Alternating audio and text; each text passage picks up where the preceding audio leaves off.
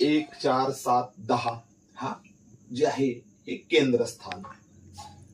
त्याचबरोबर 5 आणि 9 हे जे स्थान आहे यांना त्रिकोण स्थान असे म्हणतात. त्याचबरोबर ह्या 9 जे स्थान आहे या स्थानाला त्रिकोण सुद्धा म्हटलं जातं. त्याचबरोबर 2 5 8 11 या स्थानांना फणफर असे म्हटलं जातं.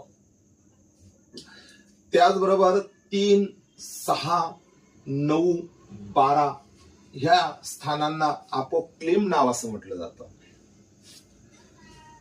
त्याचबरोबर ह्या स्थानांना 3 6 10 आणि 11 या स्थानांना उपचय भाव सुद्धा म्हटलं जातं. उपचय स्थान सुद्धा म्हटलं जातं.